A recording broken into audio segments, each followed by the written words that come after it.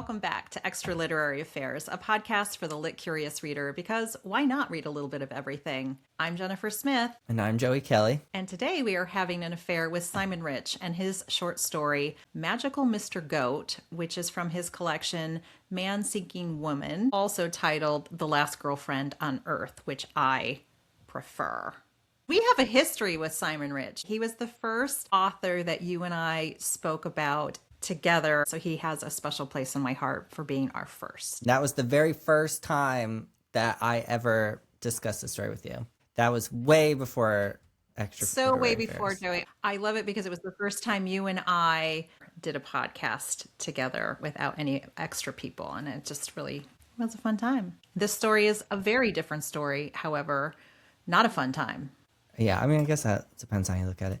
Okay, so Simon Rich, I think probably most people know that he was a writer on Saturday Night Live, SNL.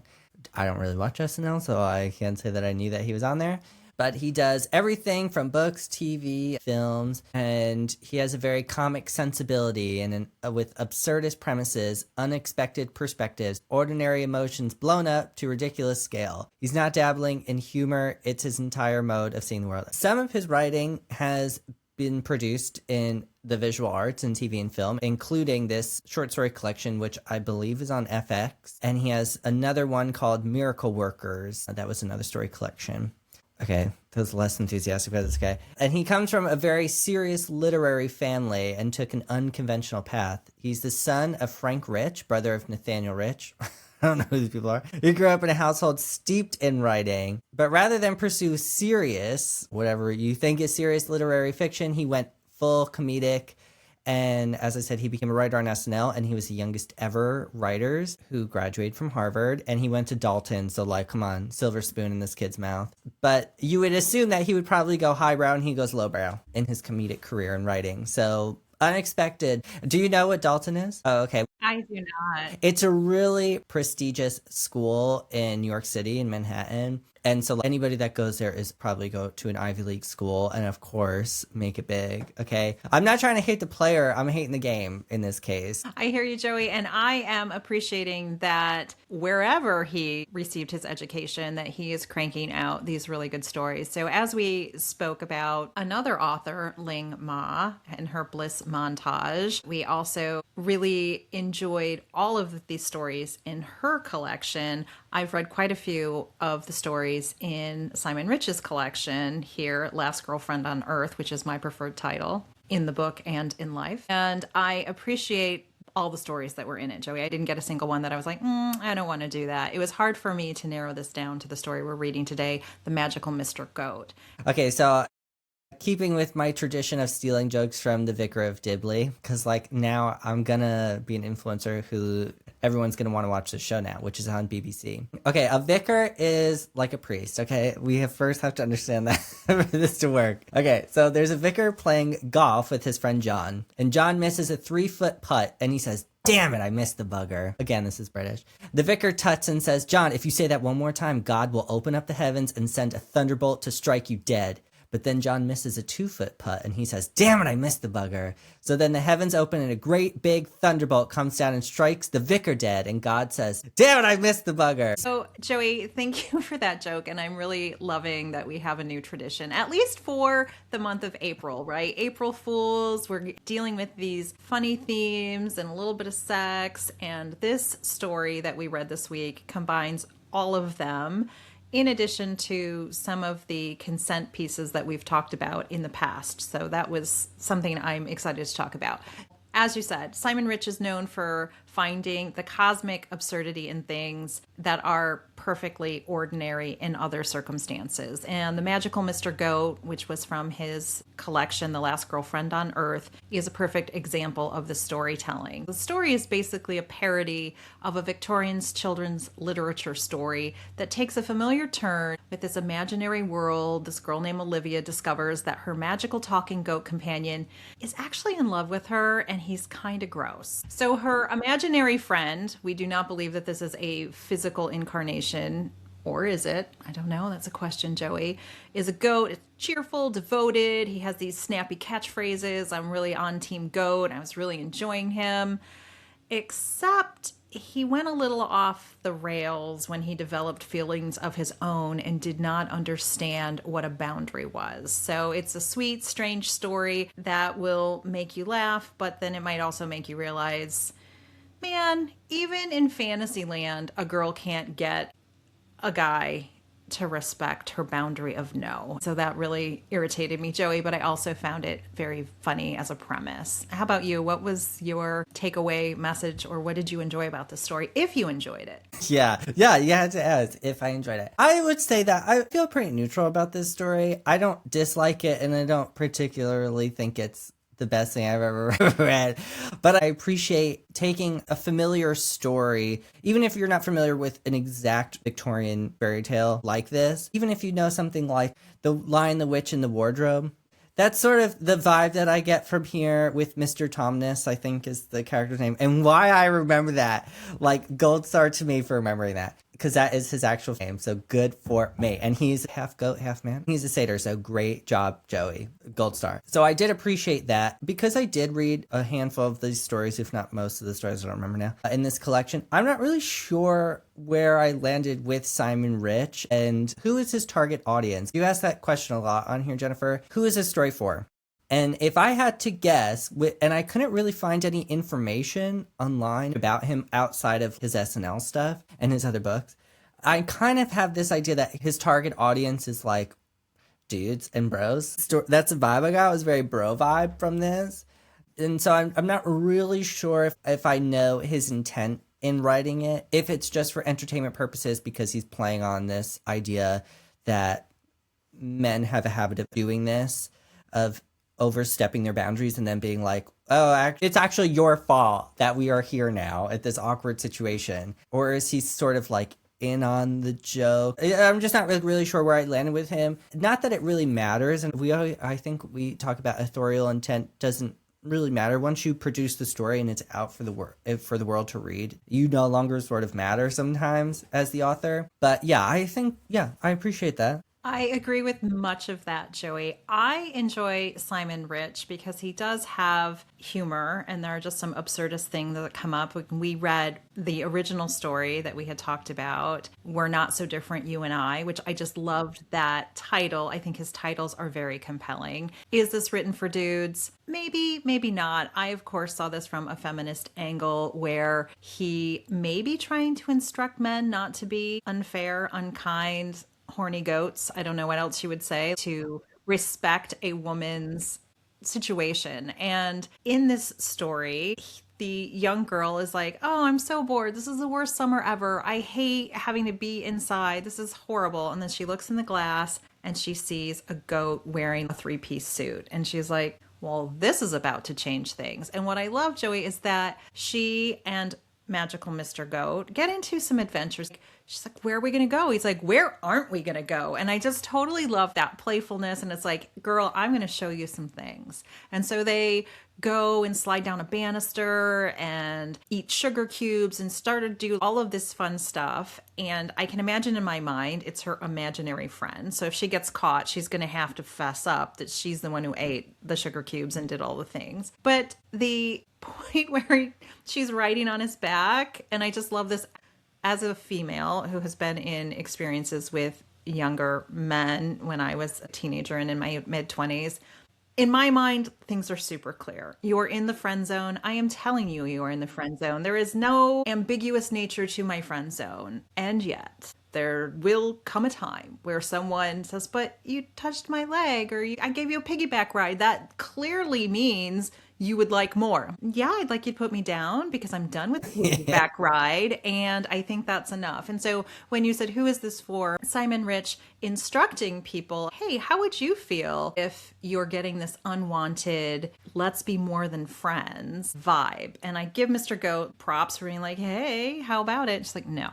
He's like, okay, fine. Then he sulks. Then he pouts. And as you said, he makes it her problems. Oh, how could you do this to me? Do you know how tormented I am by how amazing you are? And she's like, yeah, those are called friends. And like, move on. So he just makes it weird. She's not making it weird, but he's kind of blaming her for inciting these uncontrollable feelings in him. And so I can just say, as a person from a certain generation, that felt very relatable to me. Wait, how did I do that? That wasn't me. I was super clear. So Joey, that's what I took away from the story. Yeah, I think this is a good pairing for the Ling Ma story, Yeti lovemaking, because we have two mythological creatures who are in a sort of sexual. The magical Mr. Goat wants it to be sexual, obviously. And he's also old. He's an old goat, okay? And this is a child. So it's a very different circumstance, but I think both authors take a mythological creature and use fantastical elements to communicate a larger issue, is exactly what you're saying, I'm sure is what he was probably trying to communicate. Do you see how ridiculous this guy looks? If you do this and you're a 56-year-old man, first of all, we're talking about criminal things now, because like if this person is a child, that's a very different story. But if this person is at least 18, okay, then you gotta see how ridiculous you look. Not to say that people who are consenting adults who want to engage in sexual activity with each other, that's on them. But just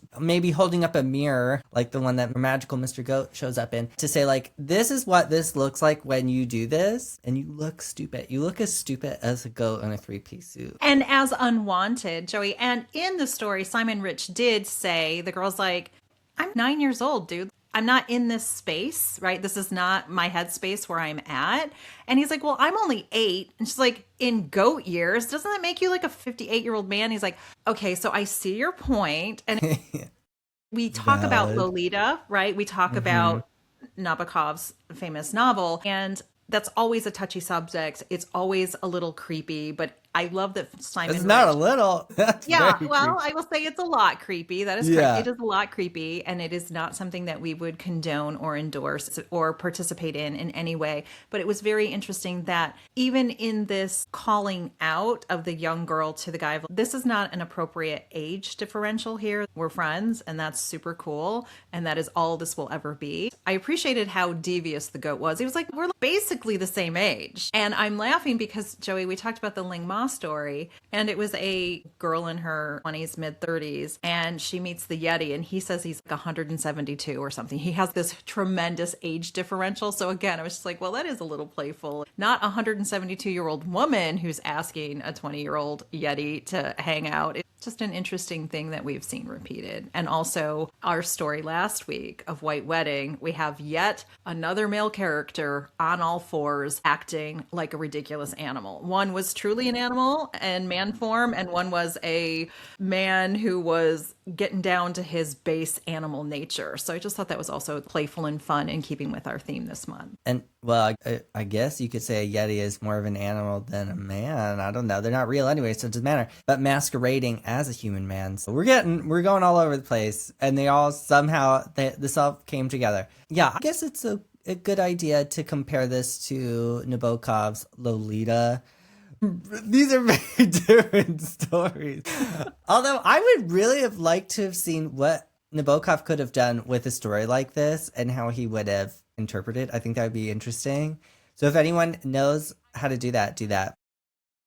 I'm totally saying no, and here is why. When we had our conversation of Nabokov, we were talking about his beautiful language. And I think one of the things you're like, I know all the words he's using, but how in the world would anyone think to put them together so beautifully and just so articulately? And Simon Rich, I do love you. I enjoy you. That is not your jam. He has very straightforward, direct, punchy, little side eye, little fun asides that he says, but definitely not in the flavor of this elevated prose. So that's just where I want to push back on that. Well, no, I mean, I would like to see what Nabokov could have done with this idea. Not like if Simon Rich be like, you rewrite Lolita, that would be a nightmare. I don't think anyone should do that. It's like covering a song by someone that you should just leave the song. It's a good song. It's an amazing song by itself. Like Bohemian Rhapsody by Queen. Don't cover this song. You can't do it anyway. It's impossible. Freddie Mercury's dead. Just let it happen. He is the Bohemian Rhapsody, I would say. But I think this is a good topic because part of the exploration that I wanted to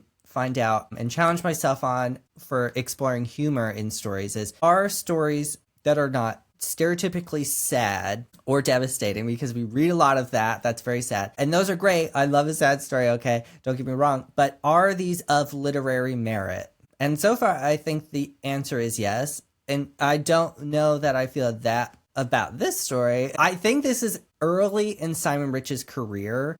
So we're seeing what's going to be coming up from him. And that's okay. Every writer has to evolve and find out what their voices and, you know, what topics and themes are going to be that they would like to explore more. So I'm interested to read more of Simon Rich. I think if we compare this story to We're Not So Different, You and I can see like a lot of development in his writing. I think We're Not So Different, You and I is a lot more nuanced than this one and has some deeper themes and meanings, but that might not have been his intent in this one. I think maybe this one is more of just to make you chuckle. Yeah, Joey, thank you for saying that, because I was thinking when we talk about literary merit and these beautiful sentences and composition, that's something that we've enjoyed in other pieces of literature. Am I setting out to write something that is lit fiction when he sits down to write a short story? Or if he's just thinking, I'm going to make this a humorous story that is layered with topics that can be taken much more seriously if somebody wants to go there. Joey, there were times when I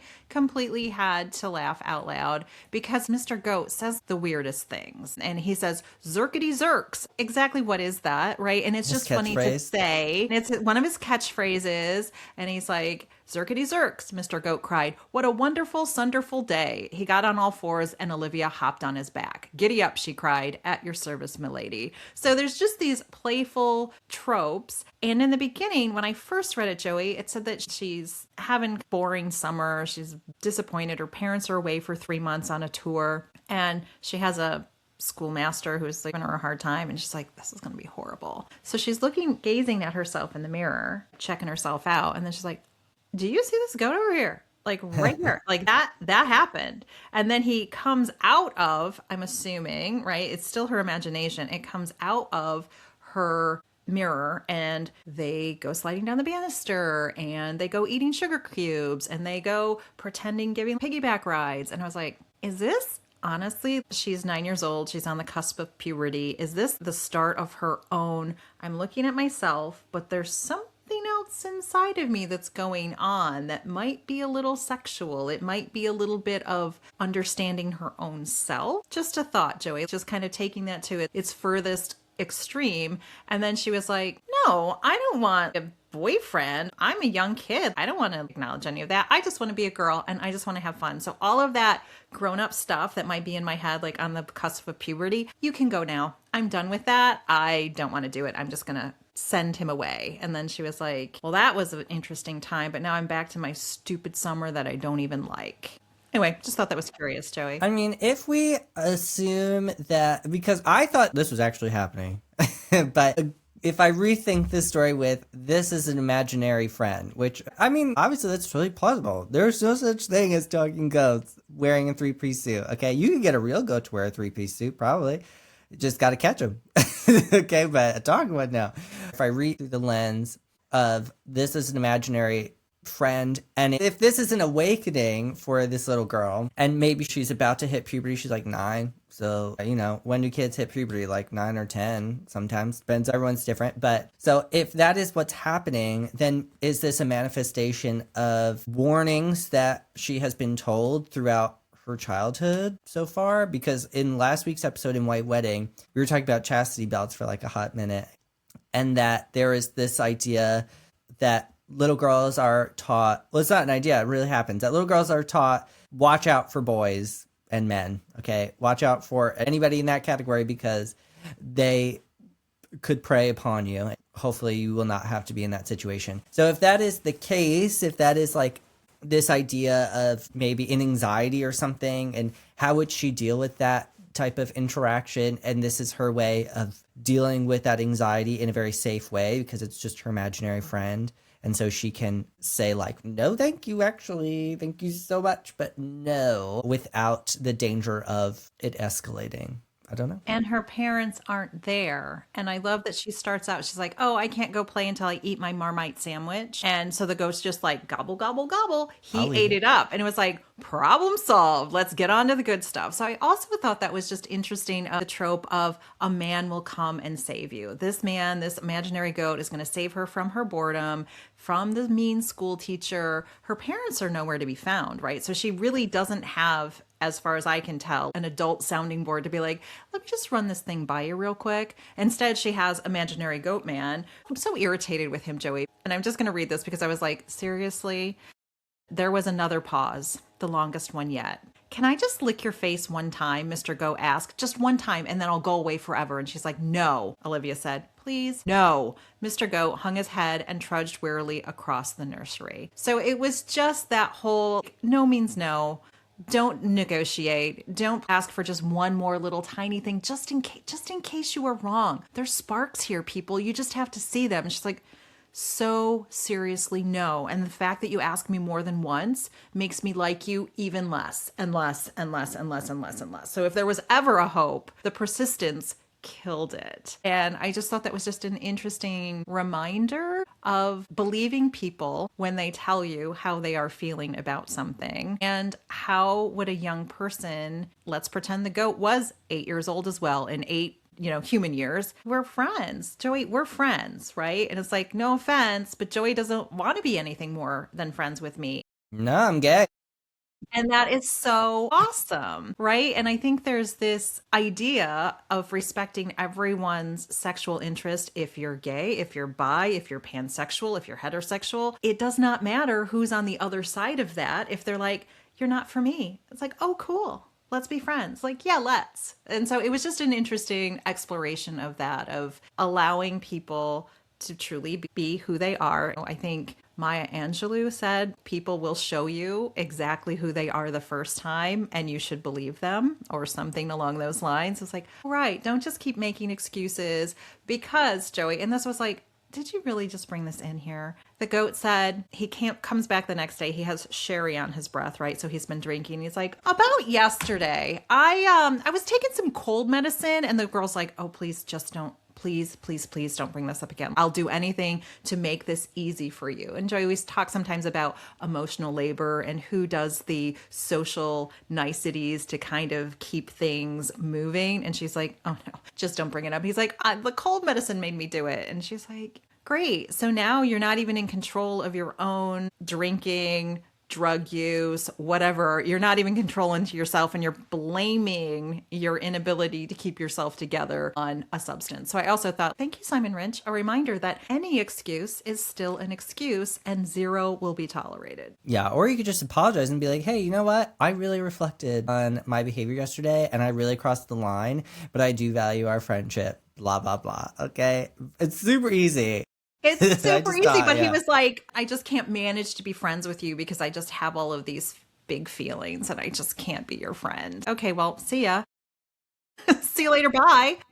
I mean, if we're digging in anyway. So, I mean, I think this is a good example of Mr. Goat is obviously a man because his name is Mr. here.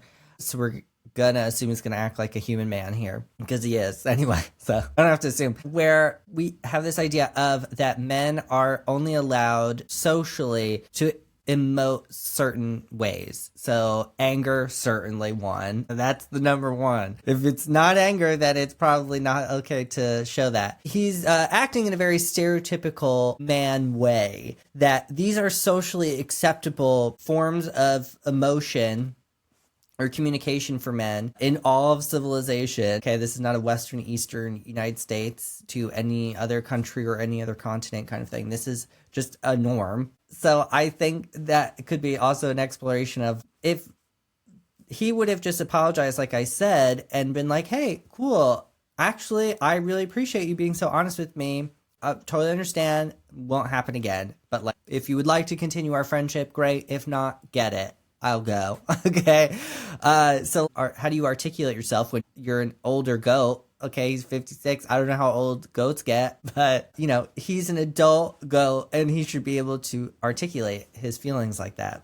But he did show some vulnerability, but in a pathetic way, if I can be so judgmental to say that, because it was like, well, if you're not going to be my girlfriend, I'm never going to find a girlfriend. And she's like, no, you'll find someone who's like, no, I won't, because literally you're the only human being who can see me. You don't mean like get me. You mean like physically see me.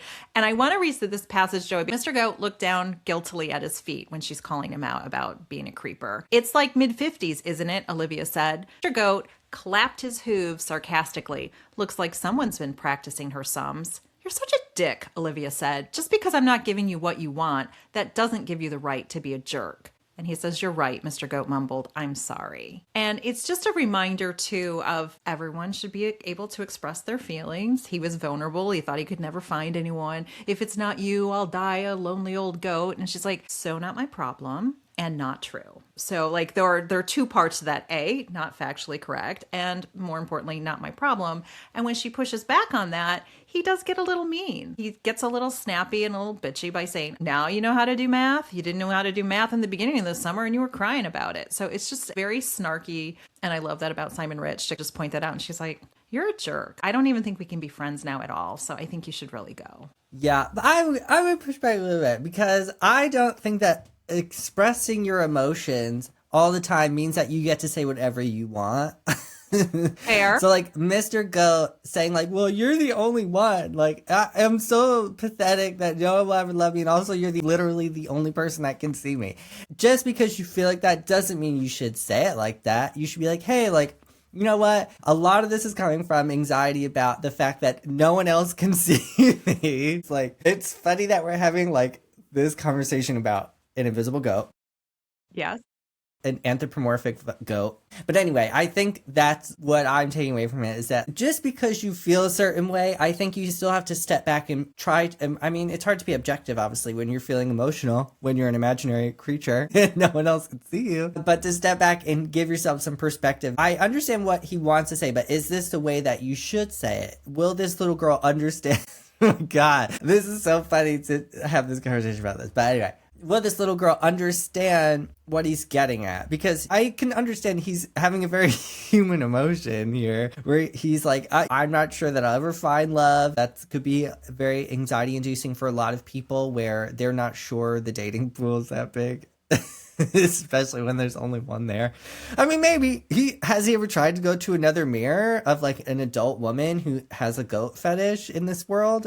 You never know. We hope that is his next stop. We really hope that is his next stop. Try that. But yeah, I don't know that this was Simon Rich's point here, but it's okay to articulate yourself and communicate your emotions, but in the correct way. I love that you said that, Joey, because for me, the point I was trying to make is that exposing yourself to vulnerability, to saying, hey, this is what I'm experiencing and this is how I feel is one thing. Making it your problem that you made me feel this way is always unacceptable in my worldview if everyone is acting as mature adults who are expressing their feelings. But you helped me think about how is that conversation going to land? Just because I am feeling an emotion, maybe, as you might say, I need to process that on my own before I say that aloud to another person who's then just holding that information I gave them. It's like, I didn't ask for this responsibility or for this heavy declaration you just made. And now I'm stuck because if I tell you my truth of like, hey, you are freaking me out. Am I now being hurtful? Am I turning away somebody in their moment of vulnerability? And he's like, well, this is why I can't be with people. And it's like, this is why I can't be with people because I don't need you to unload your neuroses in my lap when we're just hanging out as friends. This is not the place. Read the room, bro. Yeah, I think that's a good point. What you said earlier, too, that he is giving her the responsibility of his emotional burden. And saying, here's my emotions. Now you work it out. And she's like, I'm actually not. You're going to have to figure that out. Which I do appreciate that. She's not a woman, but she's a little girl, obviously. But to have anybody push back and be like, no, I understand that you shared that with me, but as you said, I didn't ask for that. And now you're trying to give me the responsibility to solve this issue for you. Because what is she supposed to do after that statement? To be like, oh, you know what? You're right. I am actually the only person that I know of that can see you. And so logically, I should actually give in to your sexual advances, which like gross because she's a little girl, but yeah. You owe me. Yeah. A pretty sinister story, to be honest. But she handles him. She's like, she does. Ta-ta. This has been fun. I'd rather be bored than facing adult situations that I don't have the capacity to handle. And I just thought that was also just a nice thing. And before we get any hate mail, this is not a story condoning any type of inappropriate activity between people who are not well suited in age. So that is not what this story is about. It was just one more layer of, dude, for all the reasons we shouldn't be together, first and foremost, I said, I'm not into it. That should be the end of the conversation. It doesn't matter any of my reasons why I'm not into it. Not into it, showstopper. It's not a negotiation. And I think that was what really came up for me in the story, that he was like, well, what can I get? And she's like, you can be my friend. He's like, no, really, like, what else is out there for me with you? And she's like, or you could never speak to me again. That's also going to be an option for you. And that's where he's like, oh, can I just lick your face? Can I just do this? And she's like, no, you can just leave my life forever. Thank you so much. Bye-bye. Thank you, next, as Ariana Grande would say. Yeah.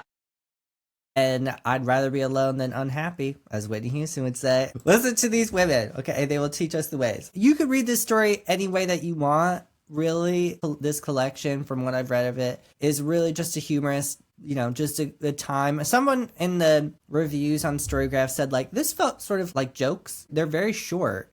Very short. So they almost kind of read like jokes because they're so short. So you could read it however you want. You really want to dig in? Go ahead. But if you just want to say, isn't this just a ridiculous situation that no one would ever find them in? Those are also definitely in here. Because, Joey, one of the stories that we did not read was the perspective of an unused condom still in his packaging. He goes through this whole journey, and the condom package has some self-awareness and some agency, and he develops this perspective he didn't have when he was stuck in some teenage kid's Velcro wallet. It was just very, very funny, very much of a specific 80s, 90s vibe. I don't think they probably had Velcro wallets when you were a young No, they man. absolutely. That was still a thing. I was hoping that had gone the way of the dodo. I was hoping we would never have to have Velcro wallets in our orbit extinct again, but they went extinct, thankfully. But Joey, I have really enjoyed having some humor, having a little bit of vitality and a little bit of spicy content, which is good. So hopefully listeners will know that we are getting back onto more standard themes for us in the month of May. But before we do that, Joey, do we want to talk about what we're going to read next week?